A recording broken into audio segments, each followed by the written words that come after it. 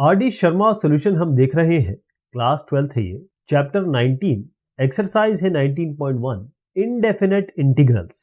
Exercise में जाने से पहले हमको ये जानना जरूरी है कि ये इनडेफिनेट इंटीग्रल्स होता क्या है। अब इंटीग्रल यानी इंटीग्रेट, जोड़ना, डिफरेंशिएट मतलब तोड़ना।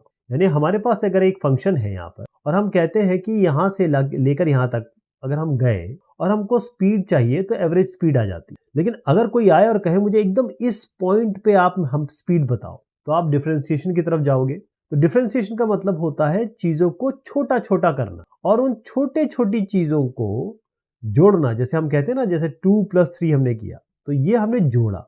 इसी तरीके से अगर हमको 1 से लेकर 5 तक जोड़ना है तो हम क्या करेंगे, सिग्मा लगा देंगे 1 से लेकर 5 तक। तो प्लस के बाद आता है सिग्मा, सिग्मा के बाद आता है आपका इंटीग्रेशन, ये इसका साइन होता है। तो इंटीग्रेशन किसी भी फंक्शन का हम जब इंटीग्रेट करेंगे, और dx के रिस्पेक्ट में क्यों कर रहे हैं, आपको याद होगा हम डिफरेंशिएट करते थे। जैसे हमारे पास एक फंक्शन fx है तो उसका डिफरेंशिएशन करते थे d/dx, यही तो करते थे। तो d/dx, तो यहां पर भी हम जो इंटीग्रेशन कर रहे हैं या जोड़ रहे हैं, समेशन कर रहे हैं, एक साथ ले रहे हैं, कलेक्शन कर रहे हैं, उसे हम इंटीग्रेशन कर। तो इंटीग्रेशन और डिफरेंशिएशन ये दोनों एक दूसरे के अपोजिट हैं, उल्टे हैं।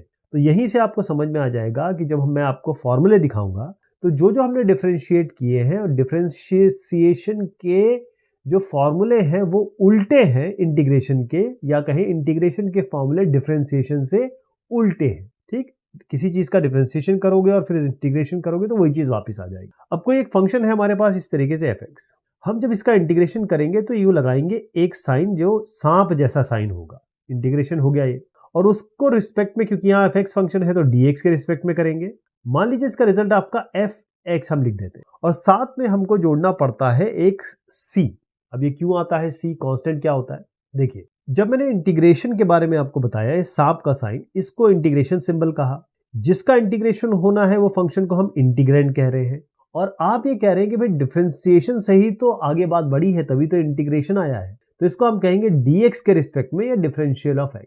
यहां पर जब आप fx लिख रहे हैं तो ये है क्या, हम इसको इंटीग्रल नहीं कह रहे हैं, हम इसको वन एंटी डेरिवेटिव कह रहे हैं। तभी मैं कह रहा हूं कि डेरिवेटिव और इंटीग्रेशन दोनों एक दूसरे के उल्टे हैं, यानी कि एंटी डेरिवेटिव ही इंटीग्रल है। और कांस्टेंट ऑफ इंटीग्रेशन का मतलब, मान लीजिए आपके पास एक फंक्शन है x+5। अब इसका जब d/dx आप करोगे, d/dx आप अच्छी तरीके से जानते हो, तो क्या आएगा, इसका 1 आएगा। तो इसका मतलब कांस्टेंट का डिफरेंशिएशन तो 0 हो गया, आपने x का किया।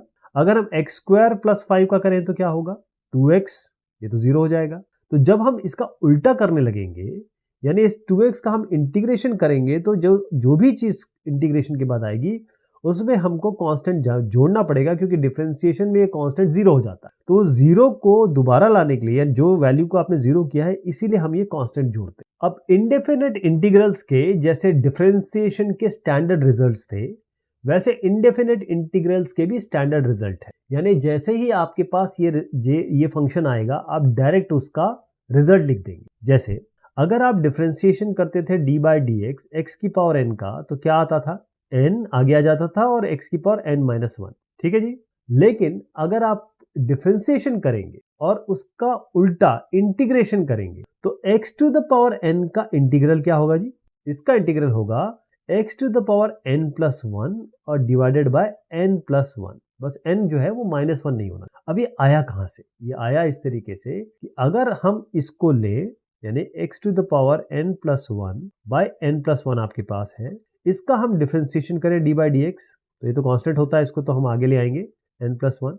मैंने अभी बताया आपको ये फॉर्मूला लगाना है, तो ये n+1 आगे आ जाएगा। डिफरेंशिएशन कर रहा हूं मैं x⁴n+1, n+1 आगे आ गया, और x⁴n+1 ये -1 करना है ना, तो n+1 -1 क्या हो जाएगा, n। तो x⁴n आ गया और ये कैंसिल हो गया, तो क्या आ गया आपका x⁴n। तो d/dx x⁴n+1 n+1, और इसी को अगर हम यहां पर इंटीग्रेशन कर दें, क्योंकि डिफरेंशिएशन का उल्टा इंटीग्रेशन, अगर हम इसके आगे यहां पर इंटीग्रेशन लगा दें तो ये कैंसिलेशन हो जाएगा। डिफरेंशिएशन और इंटीग्रेशन दोनों एक दूसरे के उल्टे होते हैं। तो इंटीग्रेशन ऑफ x⁴n ये होगा आपका x⁴n+1 n+1, ये इसका स्टैंडर्ड रिजल्ट है। इसी तरीके से अगर हम sin x का डिफरेंशिएशन करते थे, डी बाई डी एक्स जब करते थे तो आता था कॉस एक्स, तो आप कहेंगे कॉस एक्स का क्या करें, कॉस एक्स का इंटीग्रेशन क्या होगा, इसका उल्टा, क्योंकि दोनों एक दूसरे के उल्टे हैं। तो साइन एक्स का डिफरेंशिएशन अगर कॉस एक्स होता है तो कॉस एक्स का इंटीग्रेशन होगा साइन एक्स। लेकिन एक चीज बस ध्यान रखनी है, इसमें आपको कांस्टेंट जरूर जोड़ दें, ठीक है जी। एक और मैं रिजल्ट बता देता हूं आपको। जैसे हम साइन इनवर्स का जब डिफरेंशिएशन करते थे डी बाई डी एक्स, तो इसका स्टैंडर्ड रिजल्ट था, मैं ये बता रहा हूँ, इसका स्टैंडर्ड रिजल्ट था आपका 1 by under root 1 minus x square. तो इसको लीजिए आप 1 by under root 1 minus x square. अगर इसका इंटीग्रेशन करेंगे तो क्योंकि इंटीग्रेशन डिफरेंशिएशन का उल्टा होता है तो यही चीज आ जाएगी, यानी आपका साइन इनवर्स एक्स आ जाएगा। और क्या करना है आपको, ये तो आपके दिमाग में बैठ गया होगा आपके, कि कैपिटल सी कांस्टेंट जरूर लगाना। तो इसके स्टैंडर्ड रिजल्ट है कि इंटीग्रेशन cos x का sin x होता है। इस तरीके से सारे आपके ट्रिग्नोमेट्रिक फंक्शंस हैं। ये जो फंक्शंस है स्टैंडर्ड रिजल्ट है इसके। तो अगर आपका इस तरीके से integration dx by 1 plus x square आ गया तो सीधा आप tan इनवर्स x रखेंगे और कांस्टेंट जोड़ देंगे। तो अब जब हम क्वेश्चन करेंगे तो ये स्टैंडर्ड रिजल्ट हम यूज करेंगे, और ये सब चीजें आपको याद करने की जरूरत नहीं है। जैसे ही आप प्रैक्टिस करेंगे आपके दिमाग में अपने आप बैठ जाएगा। पहला क्वेश्चन है इवैल्यूएट द फॉलोइंग इंटीग्रल। अब इस इंटीग्रल में हम क्या चाहते हैं, बहुत ध्यान से देखिएगा। जो पहला क्वेश्चन है, या पहली बॉल, क्रिकेट में जब पहली बॉल फेंकी जाती है तो वो डिसाइड करती है आगे का आपका सारा खेल। तो इस क्वेश्चन को अगर आप समझ गए तो बाकी चीजें आप बहुत अच्छे से समझ जाएंगे। स्टेप बाय स्टेप करेंगे इसको। हमको करना है integration x to the power 4 का, साथ में ये dx के रिस्पेक्ट में है, ऑलराइट। अब आप जानते हैं इंटीग्रेशन जो होता है x to the power n का, वो होता है x to the power n plus 1 by n plus 1। ये स्टैंडर्ड रिजल्ट है, ये आपको याद रखना है और धीरे धीरे आपके दिमाग में ये बैठ जाए। लेकिन साथ में कांस्टेंट भी जोड़ना है, यही फॉर्मूला लगा देते हैं यहाँ पे। तो क्या आएगा इंटीग्रेशन करने पर, यहाँ पर n क्या है, 4 है, तो x to the power n plus 1 यानी कि 4 प्लस 1।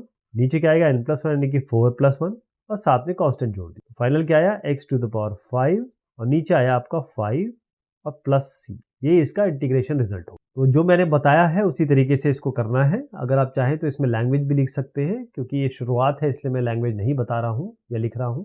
तो बड़े सिंपल से क्वेश्चंस हैं, लेकिन एक बार आपके दिमाग में ये बैठ गया कि भाई मुझे integration of x to the power n है, ये n क्या है इसमें 5/4, और ये dx है, तो n क्या लेंगे हम यहाँ पर, n हो गया आपका 5/4। अब इसका इंटीग्रेशन मैंने आपको बताया, दोबारा बताता हूं क्योंकि ये आपके दिमाग में बैठ जाना चाहिए।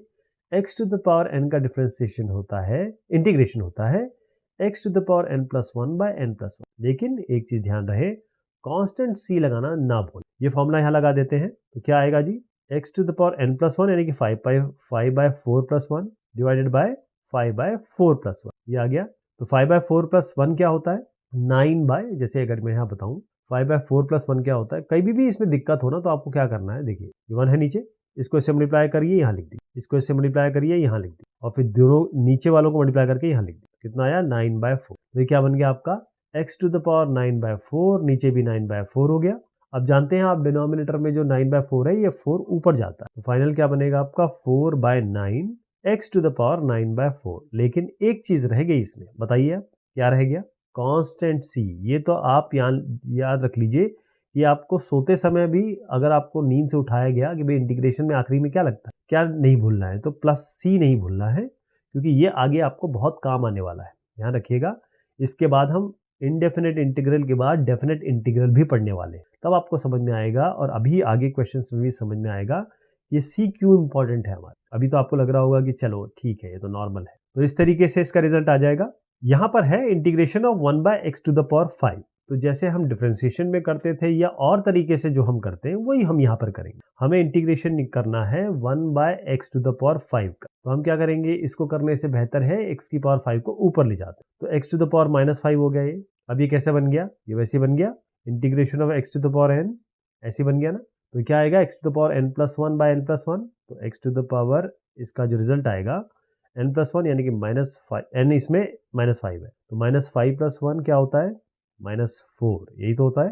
तो यहाँ x की पावर -4, अब मैं डायरेक्ट लिख देता हूँ, हम थोड़ा फास्ट करेंगे अब, क्योंकि आपने 2 क्वेश्चन कर लिए, अब आपको बेसिक पता चल गया है। नीचे क्या आएगा, ये भी -4 आएगा, तो उत्तर आपका ये आ गया। इस तरीके से हो जाएगा। अब आप देख भी लीजिए इसको करना कैसे है, स्टेप बाय स्टेप ऐसे करेंगे हम। नेक्स्ट वाला है, क्योंकि ये थोड़े अलग अलग टाइप के जो भी होंगे वो हम जरूर इसको लेंगे। तो इंटीग्रेशन हमको करना है 1/x x to the power 3/2, x raise 3/2। करने का तरीका क्या है, सीधा आप इसको ऊपर ले जाइए, तो एक्स टू द पावर -3/2 हो गया। ध्यान रखिएगा 1/x, जब x ऊपर जाएगा तो ये पावर -1 होता है, तो x की पावर -1 का मतलब 1/x ही होता है। तो अब इसका इंटीग्रेशन कैसे करेंगे, ये हो जाएगा x टू द पावर, अब जब इसका इंटीग्रेशन आप कर लेंगे तो ये सांप जैसा साइन, ये इंटीग्रेशन का साइन हटा देंगे, इज इक्वल टू कर देंगे। ये होगा -3/2 + 1 डिवाइडेड बाय -3/2 + 1। तो 1 बेसिकली 1 - 3/2 है, और मैंने जो आपको तरीका बताया है, 2 यहाँ मल्टीप्लाई करिए, यहाँ -3 करिए, यहाँ 2 कर दीजिए। अगर नहीं समझ में आ रहा तो बेस्ट तरीका यही होता है, x की पावर -1/2। ध्यान रहे जो हाफ पावर होता है, अगर मैं x की पावर हाफ लिखता हूँ, इसका मतलब यही है कि मैं √x लिख रहा हूँ। तो ऊपर का आया x टू द पावर -1/2, नीचे का आया -3/2 -1, ये सॉरी +1, ये भी -1/2 हो गया, तो -1/2 यहाँ लगा देते हैं। इसको आपको नीचे ले जाना पड़ेगा, और -1/2 नीचे है, -1/2 नीचे है ना, तो -1/2 में 2 ऊपर जाए, तो 2 यहाँ हो गया, माइनस ऑलरेडी है, ये नीचे जाएगा, x की पावर -1/2, तो x की पावर हाफ बनेगा। अभी मैंने आपको बताया x की पावर हाफ का मतलब है √x, तो ये हो गया -2 डिवाइडेड बाय √x। लेकिन एक चीज जरूर ध्यान रखनी है, कांस्टेंट जरूर लगाना। तो ये रिजल्ट आ गया आपका, ऐसे आप आगे बढ़ेंगे।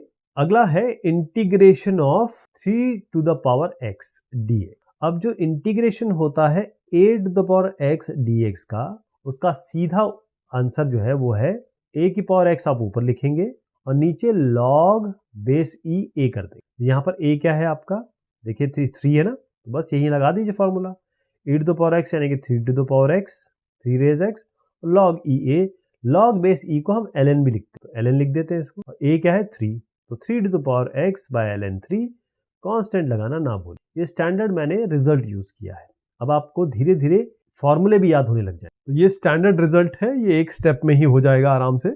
इवेलुएट द फॉलोइंग इंटीग्रल, इसमें भी कोई ऐसी बात नहीं है, पहले मैं आपको ये बता देता हूँ इसका मतलब क्या है।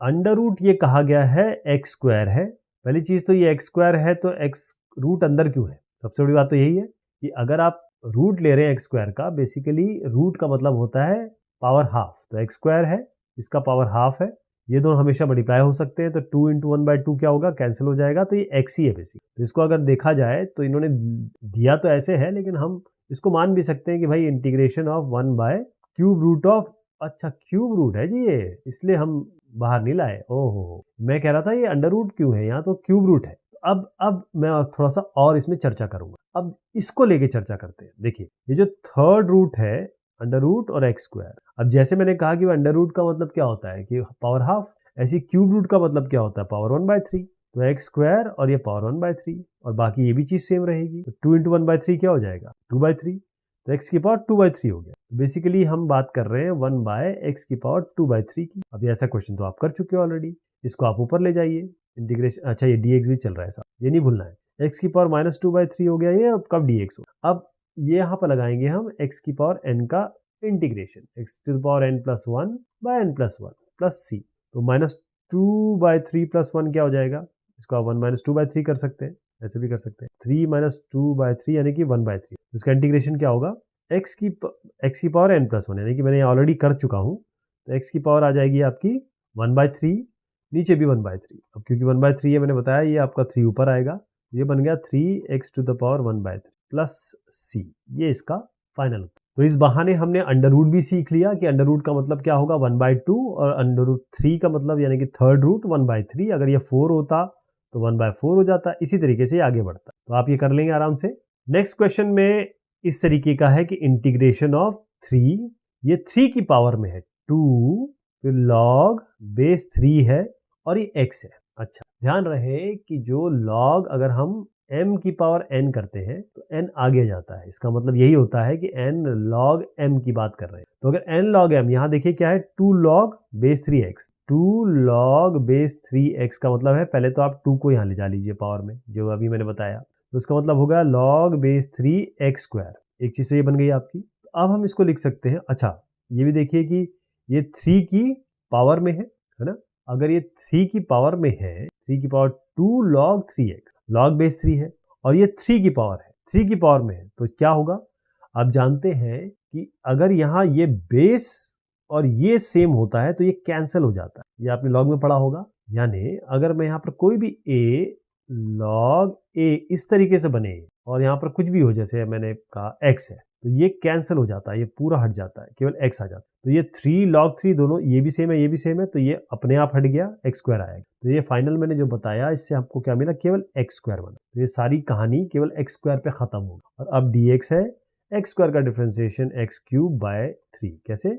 x की पावर n+1 यानी कि 2+1 बाय 2+1। तो ये हो गया x क्यूब बाय 3। ये मैंने डायरेक्ट लिख दिया, साथ में कांस्टेंट और जोड़ दीजिए, यही इसका उत्तर हो गया। तो ये बन गया आपका, इस तरीके से कर लेंगे।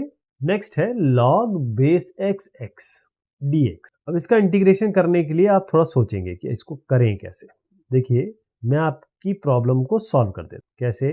log का प्रॉपर्टी लगा के। log की क्या प्रॉपर्टीज होती हैं?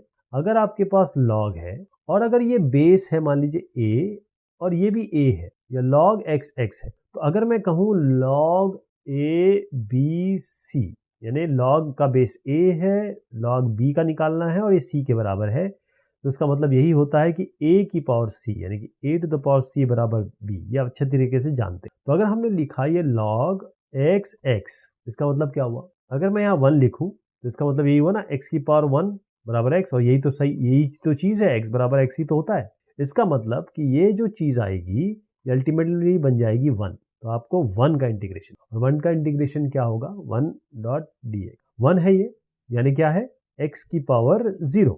x टू द पावर 0 का मतलब ही 1 होता है। किसी भी चीज का पावर, कोई भी चीज का पावर 0 हमेशा 1 होता है। तो 1 का मतलब है x टू द पावर 0। तो आप basically x to the power 0 का dx निकाल रहे हैं। तो यहाँ पर क्या होगा, x to the power n+1 by n+1। n क्या है, 0, तो यहाँ रख दीजिए।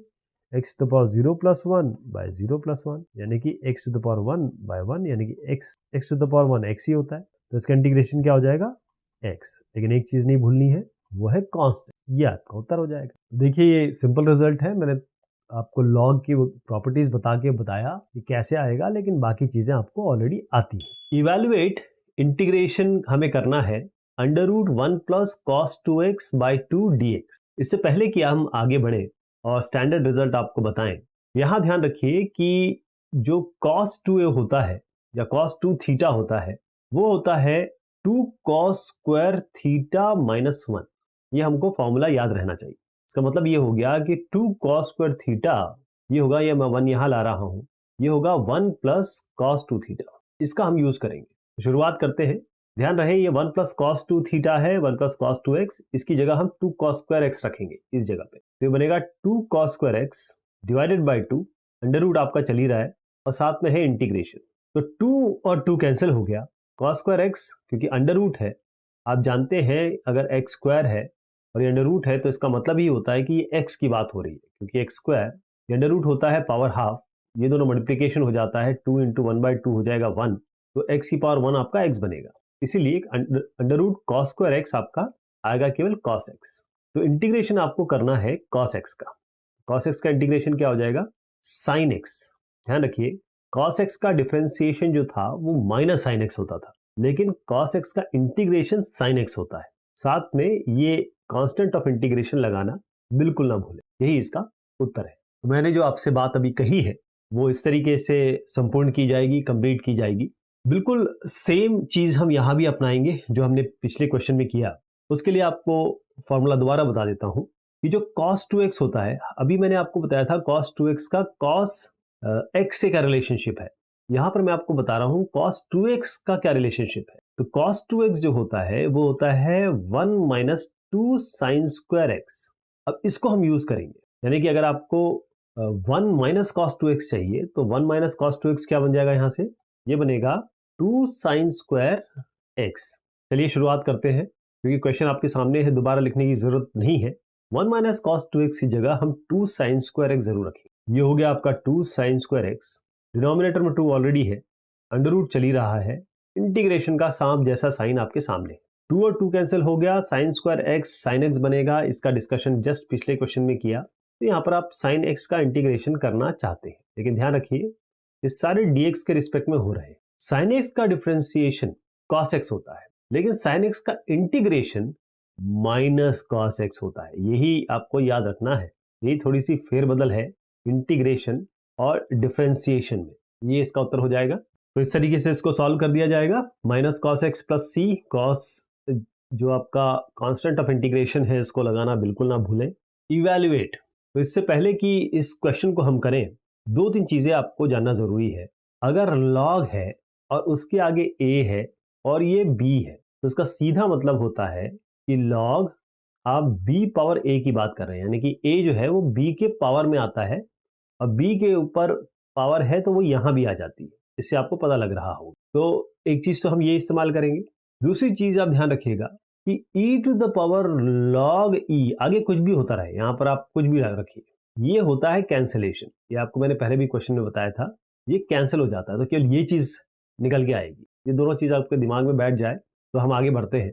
हमको इंटीग्रेशन करना है इसका। तो सबसे पहली चीज क्या है, इस 6 को आप x के ऊपर ले जाइए, इस 5 को x के ऊपर ले जाइए, 4 को x के ऊपर ले जाइए और इस 3 को x के ऊपर ले जाइए, जो मैंने पहली चीज बताई। तो ये बनेगा आपका e log x।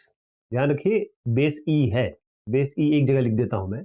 6 ऊपर जाएगा तो x की पावर 6 हो गया, माइनस e 5 ऊपर जाएगा x की पावर में e log x की पावर 5। बेस e चल रहा है, डिनोमिनेटर में क्या आएगा, e 4 ऊपर जाएगा, यानी कि आपका log बेस e x की पावर ये 4 ऊपर चला जाएगा। इसी तरीके यहां पर आ जाइए, e log x base e है, ये x की पावर 3, ये आ गया।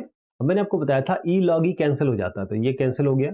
यहाँ क्या बचा, x की पावर 6, x रेज 6। इसी तरीके से ये कैंसिल हो गया, क्या बचा, x की पावर 5 नीचे आइए।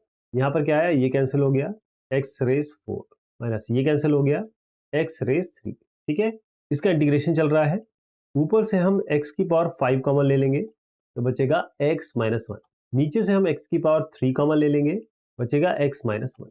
ये हो गया इससे कैंसिल। x क्यूब और x की पावर 5 में ये x की पावर 5 है, x क्यूब ऊपर जाएगा तो x की पावर माइनस 3 बनेगा। अगर आप बेस सेम रखें, यानी कि x की पावर a इंटू एक्स की पावर b करेंगे तो ये x की पावर a प्लस b बन जाता है। तो इसको जोड़ देंगे, x to the power 5 minus 3 हो गया। माइनस हमेशा ओवर पावर करता है प्लस को, हमेशा उसके ऊपर आ जाता है। तो अगर आप प्लस भी करते हैं तो माइनस इसको काट देगा, माइनस आ जाएगा। x की पावर 5 माइनस 3 हो गया x स्क्वायर। यहाँ तक ठीक है। तो ये पूरी चीज बन जाएगी x टू द पावर 2। आ जाइए यहाँ पे, ये हो गया x स्क्वायर dx। ये सब dx चल रहा है साहब, ध्यान रखिएगा, x स्क्वायर dx। अब integration of x to the power n क्या होता है, x to the power n plus 1 by n plus 1 plus c। n क्या है यहाँ पर 2, ये फॉर्मूले में रख देंगे तो क्या बनेगा।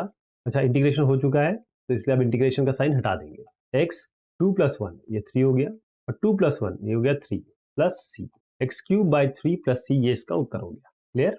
जो मैंने आपको बताया है, जो फॉर्मूला बताए हैं वो तो अलग बात है, वो आपको याद भी होंगे। करना इसको इस तरीके से है। नेक्स्ट क्वेश्चन में आगे बढ़ने से पहले मैं आपको ये बता दूं कि a रेज x, इसका इंटीग्रेशन होता है a raise x by log base e a। Base लिखते नहीं हम नॉर्मली, लेकिन log a होगा। ये आपका समझ में आ गया। एक और चीज इसमें आएगी, पहले तो मैं यहां बता दूं आपको कि हम इंटीग्रेशन कर रहे हैं 1 by a raise x b raise x. तो 1 बाय कुछ भी, जैसे मैंने कहा कि ए रेज एक्स है, इसको हम जो ऊपर ले जाएंगे तो ये बनेगा ए रेज माइनस एक्स। ये दोनों एक ही चीज है। ए रेज एक्स को ऊपर ले जाएंगे तो क्या बनेगा, ए रेज माइनस एक्स। इसी तरीके से बी रेज एक्स को ले जाएंगे तो बी रेज माइनस एक्स। तो यहाँ डी एक्स ऑलरेडी है आपका। ओके, अब देखिए, क्योंकि बेस सेम, पावर सेम है, यानी कि अगर ये माइनस, अगर मैं लिखूं m की पावर 2 और n की पावर 2, इसका मतलब यही होगा m n की पावर 2, है ना। अगर ये ऊपर वाले सेम है, एक्सपोनेंट सेम है और बेस अलग अलग है, तो ये क्या बन जाएगा, a b to the power minus x. यहाँ तक ठीक है। और ये आपका हो गया इंटीग्रेशन। अब a into b raise minus x. अब आप ये भूल जाइए कि ये x है या माइनस एक्स। आपको बस ये पता है कि ये बेस कुछ है जिसमें a यहाँ ए बी की जगह ले रहा है और x की जगह माइनस एक्स ले रहा है, बस ये समझना है। अब फॉर्मूला लगा दीजिए। फॉर्मूला लगाएंगे, अब इंटीग्रेशन हो रहा है। इंटीग्रेशन है a की पावर x, a इसमें पूरा a b है, की पावर x, x यहाँ है minus x, divided bye log base e, और a क्या है इसमें, a b, ये हो गया। लेकिन इसमें एक चीज और आ जाएगी, क्या आएगी, माइनस एक्स का अब डिफ्रेंसिएशन होगा, वो होगा माइनस 1 होता है। ये आप धीरे थोड़ा सा आगे समझेंगे कि ये क्यों होता है। फॉर्मूला लगा दिया आपने, लेकिन अभी भी ये स्टैंडर्ड रिजल्ट नहीं है। आपको करना क्या था, इसको करने के लिए मैं आपको बताता हूं। आप करते क्या, इसको, इस माइनस एक्स को आप t मानते, फिर आप दोनों साइड डिफ्रेंशिएट करते, जैसे d बाई डी एक्स करते तो आता d by d x of minus x बराबर d t by d x, यानी ये कितना आ गया, -1 बराबर dt बाई डी एक्स, तो आपका dx हो जाता -dt। तो हम जब ये -x की जगह, इस -x की जगह यहाँ पर इसको देखिएगा, ab to the power -x की जगह हम t रख रहे हैं, t।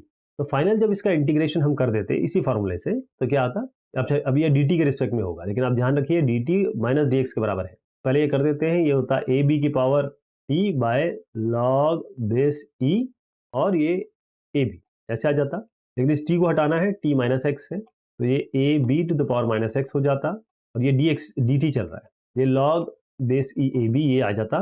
dt की जगह आप लिखेंगे -dx, क्योंकि dt जो है -dx के बराबर है, तो -dx लिखेंगे और माइनस यहाँ पर आ जाएगा। इसीलिए मैं कह रहा हूँ ये इंटीग्रेशन जब होगा तो माइनस सामने आएगा 10 से। तो ये थोड़ा आगे और समझेंगे हम, क्योंकि इसके पूरी एक्सरसाइज हम देखेंगे, पर फिलहाल के लिए आप समझ लीजिए कि क्योंकि यहाँ माइनस है इसलिए यहाँ माइनस आ गया, और उसका जो एक्सप्लेनेशन है वो यहाँ है, जो आगे और आपको क्लियर हो जाए। तो ये फाइनल रिजल्ट हो गया इसका, जो मैंने बताया है आपको वो ध्यान रखिएगा, क्योंकि इसको देख के समझना थोड़ा सा मुश्किल होता है, साथ में एक्सप्लेनेशन हो या कोई जानकारी दे दे तो आपके दिमाग में बैठ जाती है चीज़ें।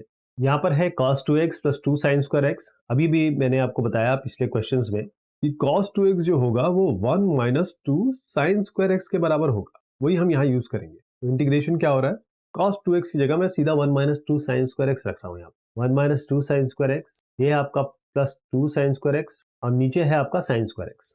क्योंकि ये 2 sin स्क्वायर x और 2 sin स्क्वायर x तो कैंसिल ही हो गया, तो क्या बना आपका 1 बाय sin स्क्वायर x। अब 1 बाय sin x जो होता है वो होता है कोजेक x। क्या होता है, कोजेक x, तो वही यहाँ यूज करेंगे। ये हो गया आपका कोजेक स्क्वायर x, है ना, कोजेक स्क्वायर x dx है ये। अच्छा ध्यान रखिएगा मैं dx लिखता नहीं हूँ, लेकिन ये ध्यान रखिएगा dx के रिस्पेक्ट में हो रहा है, ये साथ में चलेगा। कोजेक स्क्वायर का डिफरेंशिएशन कॉट x का क्या होता था, याद है आपको, कोजेक स्क्वायर x का डिफरेंशिएशन इंटीग्रेशन होगा माइनस कॉट x, और साथ में कांस्टेंट ऑफ इंटीग्रेशन भी जुड़ जाएगा, तो ये इसका रिजल्ट रहेगा। अब एक्चुअली कैसे लिखेंगे, अगर का एग्जाम है आप क्लास वर्क कर रहे हैं तो इस तरीके से लिखना है आप, बिल्कुल इसी तरीके का सवाल है ये जो अभी अभी हमने किया। हम यहाँ पर cos 2x का इस्तेमाल करेंगे, रिलेशनशिप है 2 cos स्क्वायर x माइनस 1। देखिए क्या बनता है, ये होगा इंटीग्रेशन 2 cos स्क्वायर x है, ये 2 cos स्क्वायर x तो ऐसे ही रहने देंगे, इस cos 2x की जगह ये फॉर्मूला लगाएंगे, यानी minus 2 cos square x minus 1, नीचे आपका cos स्क्वायर x चल ही रहा है, ये क्या बनेगा, ऊपर ऊपर का देख लीजिए, ये बनेगा 2 cos square x minus 2 cos square x और प्लस 1, ये हो गया कैंसिल, 1 आया नीचे के ऊपर, 1 आया नीचे, और नीचे cos स्क्वायर x है। ध्यान रखिएगा मैं डी जो dx लिखते हैं तो उसको थोड़ा सा इग्नोर कर रहा हूँ, क्योंकि आप जानते ही हैं कि dx के रिस्पेक्ट में हो रहा है। 1 बाय cos स्क्वायर x, अब जानते हैं आप 1 बाय cos x क्या होता है, ये होता है sec x के बराबर। यहाँ पर हम 1 बाय cos स्क्वायर x को हम लिख सकते हैं sec स्क्वायर x, क्योंकि यहाँ स्क्वायर करेंगे तो यहाँ भी स्क्वायर हो जाएगा, तो इंटीग्रेशन होना है sec स्क्वायर x का। इंटीग्रेशन sec स्क्वायर x का क्या होगा जनाब, ये होगा tan x, और tan x plus constant of c, सब dx के रिस्पेक्ट में हो रहा है, ये इसका फाइनल रिजल्ट हो जाएगा। लिखना चाहेंगे तो इस तरीके से लिखेंगे। नेक्स्ट क्वेश्चन है e log under root x, e log under root x। अब ये इसमें देखिए, जैसे मैंने आपको पहले बताया था कि e की पावर log e under root x, इसकी बात हो रही है। जैसे आप ये करेंगे तो आप ध्यान रखेंगे ये अपने आप कैंसिल हो जाएगा, जैसे पहले मैंने आपको इसके बारे में डिस्कशन किया है। तो ये तो आप हटा ही दीजिए पूरा, केवल under root x by x की बात हो रही है। यहां से शुरू करते हैं, under root x divided by x, इसका मतलब क्या हुआ, अंडर रूट एक्स क्या हुआ, एक्स की पावर हाफ, ये है नीचे एक्स, एक्स की पावर 1, इसको हम ऊपर ले जाएंगे तो बनेगा एक्स की पावर माइनस 1, और क्योंकि बेस सेम है तो जुड़ जाएगा, तो हाफ माइनस 1 क्या होता है, माइनस हाफ, तो अल्टीमेटली आपका आ गया एक्स की पावर माइनस हाफ। ये भी इंटीग्रेशन में चल रहा है, ये भी इंटीग्रेशन में चल रहा है, और ये dx के रिस्पेक्ट में। अब हम जो स्टैंडर्ड है एक्स की पावर n का, x to the power n plus 1 by n plus 1 plus c, इसको लगा देंगे, यहाँ पर n लेंगे हम माइनस हाफ, क्या बना आपका integration of x to the power minus half plus 1 divided by minus half plus 1, और ये आपका ये इंटीग्रेशन हो चुका है। तो यहाँ पर इसको हटा देता हूँ मैं और कांस्टेंट जोड़ देता हूँ, तो ये बना आपका x to the power minus half, पर है ना, ये एक्स 1 माइनस हाफ होता है half, x to the power half, और नीचे भी हाफ आएगा तो ये बनेगा हाफ, तो 2 पर चला जाएगा, ये आ गया 2 एक्स की पावर हाफ प्लस सी, और x to the power half का मतलब होता है अंडर रूट एक्स, जो हमने शुरुआत में यूज किया था। फाइनल क्या बन गया, 2 अंडर रूट एक्स प्लस सी, ये आपका फाइनल रिजल्ट आ गया। तो यूं ये क्वेश्चन कंप्लीट करेंगे आप और ऐसे लिखेंगे। तो शुरुआती एक्सरसाइज थी ये और बहुत इजी चला अभी, लेकिन बहुत सारी एक्सरसाइज है इसमें, 30 एक्सरसाइज से ऊपर हम पढ़ेंगे, 30 से ऊपर है। ध्यान रहे 30 से ऊपर का मतलब ये है कि अभी हमको ये जो इंडेफिनिट इंटीग्रल्स है बहुत लंबा चलना है। तो साथ रहें और समझें। धन्यवाद।